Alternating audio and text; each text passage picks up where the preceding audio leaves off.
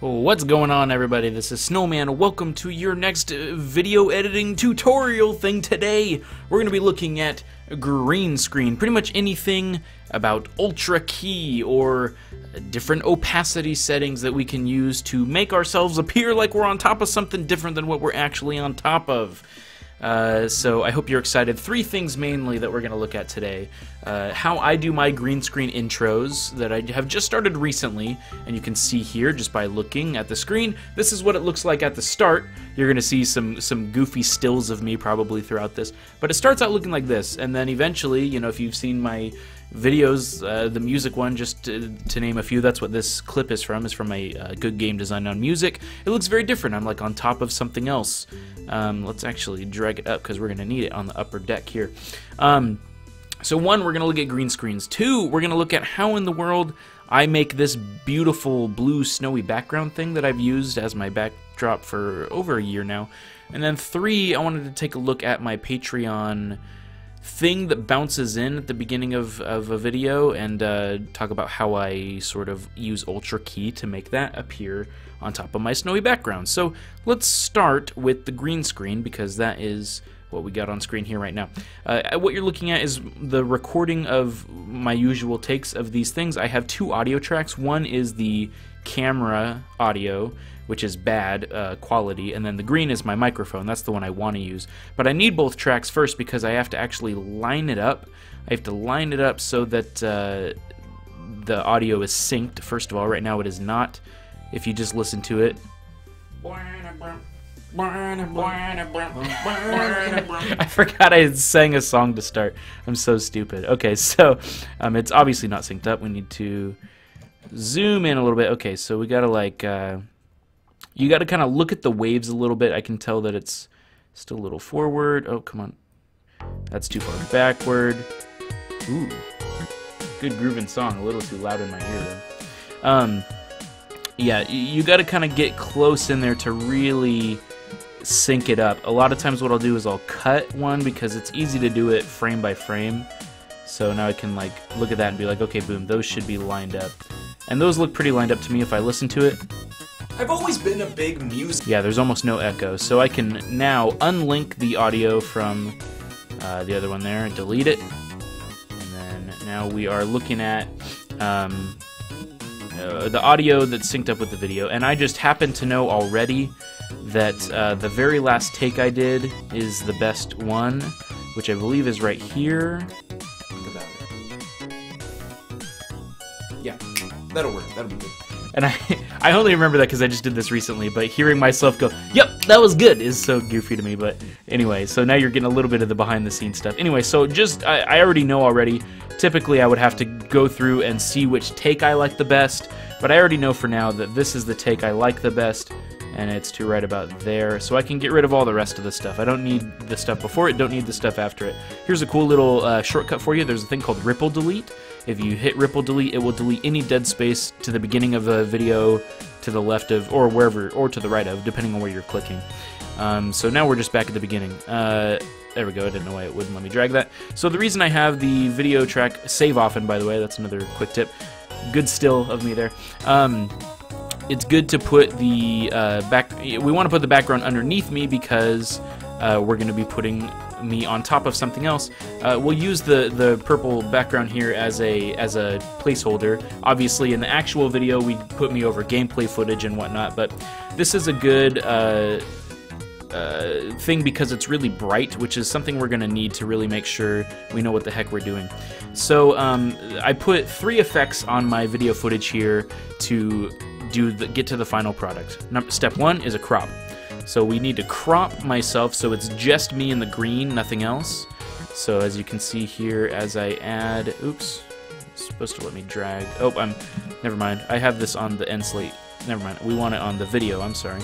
Okay, so here we go. As I drag it to the right, you can see it's deleting some. 22 is a good percentage. You can see though, looking over here, like there is just a little bit. There's a little bit of the green border that like gets, you know, the corner of my green screen shows up. So you want to make sure that's not popping through. So 22 is good on both sides, I think. Yeah, so it's just green. And then I'd take like 2% off the top just to be safe. You know, I'm not going to grow taller or anything. So that's good.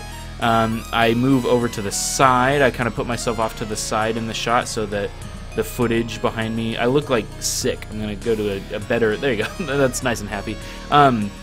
So step one is cropping. Now you can kind of see there's like creases in the green screen, and they tell you that you're supposed to, you know, make sure it's nice and ironed and flat for the best effect, but at least in my experience, I haven't needed to do any kind of additional things to make sure it works fine. It works great, at least for me so far.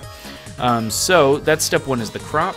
Step two, this is the main event, Ultra Key. So we want Ultra Key. That is the effect used to add in not green screen, like a chroma key, Ultra Key, same thing. To get rid of the green screen and make it appear as if I'm on top of nothing. So step one here in the Ultra Key is you take the eyedropper tool, get a sample of green. Now, this is just my experience, but from what I've done in the past, I get a better effect if I get a darker green. So like my shadow is kind of over here. This is what it looks like if I get a lighter green. You can see it gets most of it, but there's a lot of like darker shadows and stuff behind me. So if I actually instead get like a darker green, it gets most of it. Like there's still kind of the border on the edge, but it definitely got more than if I had picked a lighter color. So I like picking a darker green. It kind of gets rid of the shadows. And then the rest is kind of cleanup. So I mean, that's the easy part, is it got rid of most of it. You can see a little bit of stuff here on the bottom corner, and then obviously this stuff at the top that we need to get rid of. And this is going to sound maybe unprofessional, but essentially I just toggle the different effects here until it looks good.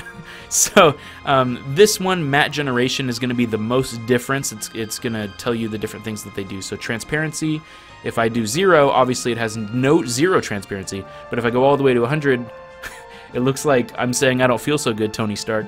So, you know, that's just the effect of transparency. Like, I might be able to make it go a little higher, but it starts to fade me out, so I like to just leave that alone. Highlight, though, is a good one to, if I put that at 0, that pretty much got rid of most of it, as you can tell just by that.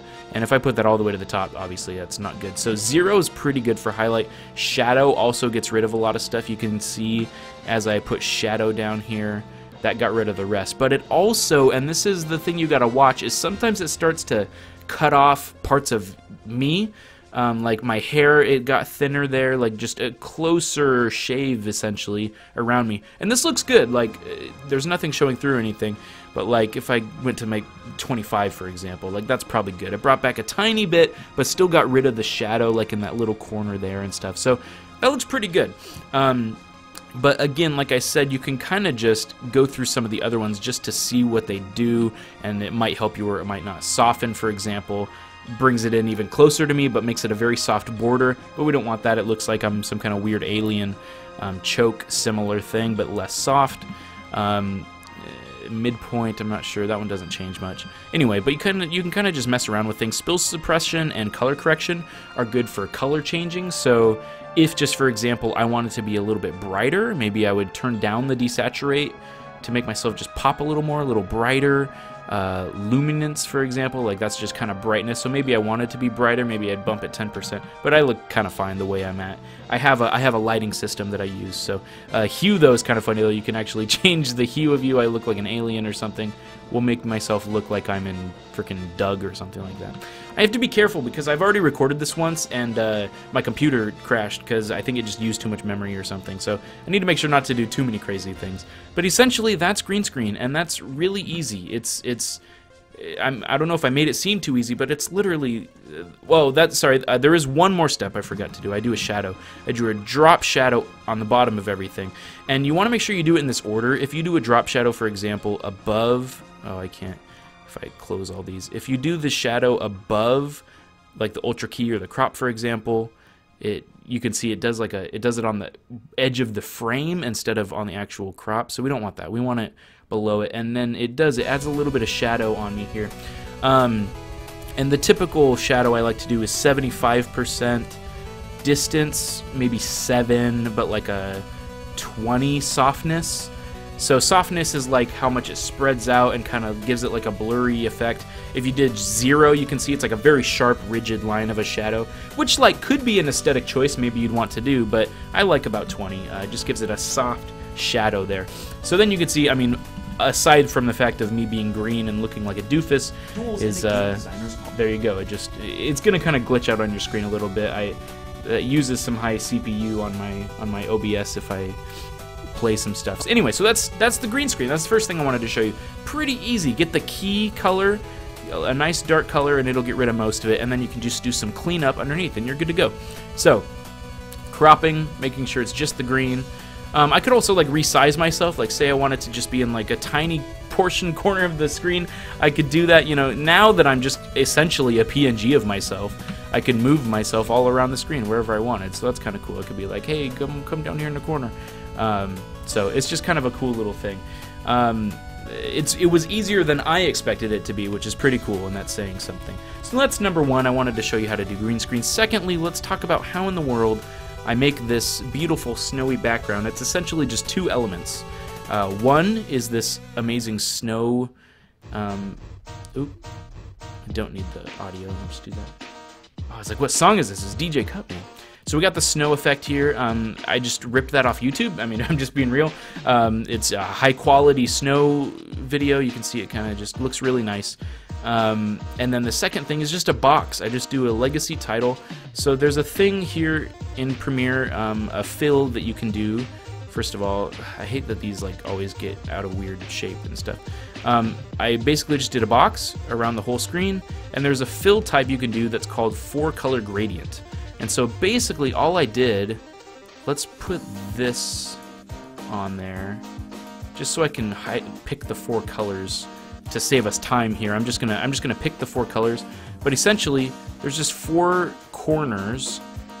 And now that you like know that and you see that it's like, oh, it's just 4 colors.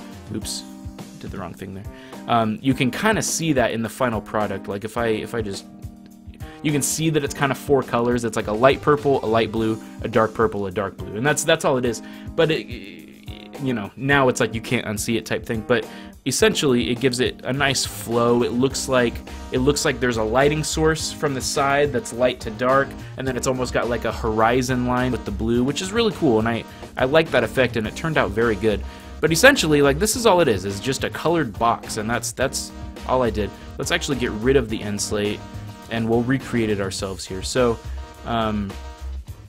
we'll make it the same size. So it's just a color, and then the snow's on top of it. So there's just 2 things left we got to do to make sure it looks good. Is one, we have to make sure it's the same size as the current screen. So I just upscaled it 50%. I like to do 150.5. It just makes sure there's no like border on the edge that's peeking through, just the tiniest bit above the screen. And then the second thing is on opacity here. If I didn't know how to do this, what I would have thought to do would just be to change this to 50%. And then, hey, the snow shows up and the background shows up. But as you can obviously see, the problem is it's really dark. And it looks muddy and dark and gross. So instead, we want it to be full opacity because we want that snow to show up nice and clean. But then there's a really easy, beautiful blend mode here called Screen. So Screen just literally gets rid of the black. And that's it. And it's amazing. So I don't know, I haven't tried, like, if, for example, you had something that was a green background to try and green screen it. Obviously, you could try doing Ultra Key. Sometimes it's not perfect, and messing with the settings could help.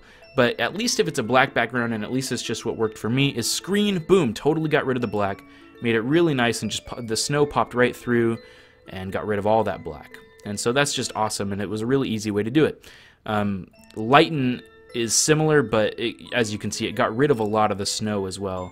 It somehow masked a lot of the snow. So Screen is the one you want. Gets rid of just the black. There's a bunch of these different blend modes, like Darken. I honestly don't know what a lot of them do, if I'm being totally honest. But you can mess around with them, try the different things. But that's just a cool way. So you can do the Screen, and that just gets rid of black of something if you want it to pop through. So that's kind of like a different way to do like an Ultra Key type situation, but a little bit different.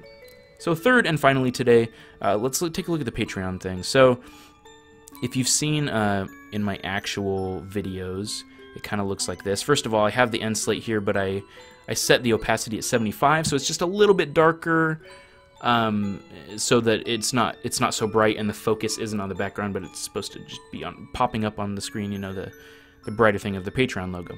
So basically, it pops around. I'm going to try not to play it too much for CPU reasons, but let's get rid of this and just bring in the end slate just so you can have the end slate.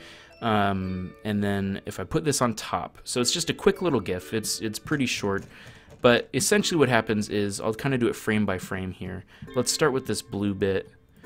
So you can see it's colors for a certain amount of frames, and then it changes color. So what I'm going to do is actually go through and I'm going to cut this on every frame that it changes color. And you'll see why in a second, and maybe you're already thinking ahead of me of what exactly I'm trying to do here, but essentially just cutting it on the different colors. I'm using the arrow keys, by the way, just to go frame by frame. And then every time this changes color, we're cutting, and then this should stay blue through the end. And so what we're doing here is we're going to go through, and you may have, like I said, guessed it, we're going to do an ultra key again. An ultra key, because this is all very solid color, it's pretty easy to do. We're literally just going to take a dropper on the background, and it's going to straight get rid of it.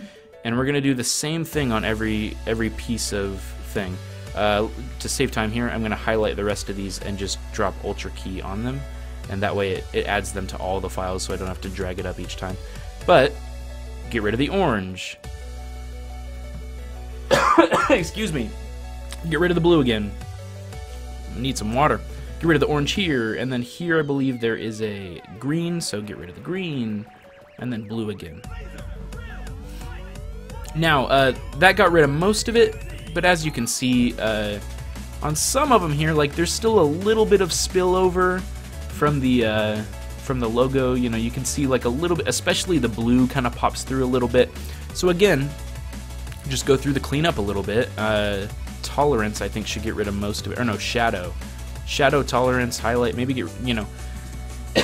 As I said earlier, a lot of it's just kind of, excuse me, man, I totally need water. You essentially just mess around with the dials and you try different things, and then essentially, more or less, it'll kind of pop through. And so now it's like it was never had a background at all, and it just goes through. And as you can see in my actual thing here, it kind of fades into, I have just a still PNG of the logo, and so it fades into that at the end, because that's essentially what it is. It's that I got rid of the blue background, and you can see a little bit of over spillage here on the sides, like it almost looks a little blurry. That's the two images cross-fading into each other. So it's not like essentially perfect, but when it's playing, you can't really tell if you're not looking for it. Then it just fades into an actual PNG image. And I believe I did put a shadow under it as well, just like the last one. So if I put a little drop shadow, yeah, it just makes it look cleaner and nicer. Plus it kind of gets rid of a little bit of that blue border that's easier to see. It just kind of, your focus is on the shadow. So it's nice and just looks nice and clean and sharp. But that's the beauty of Ultra Key. That's the beauty of the other thing, the screen in opacity. There's a lot of things you can do to get rid of background color. And like I said, it's easy. Just me popping up in the bottom corner. I love it. That's essentially, it's a lot easier than you would originally think. And so it's just a cool little thing. Don't be intimidated or scared to try it, because I was, and I was really worried.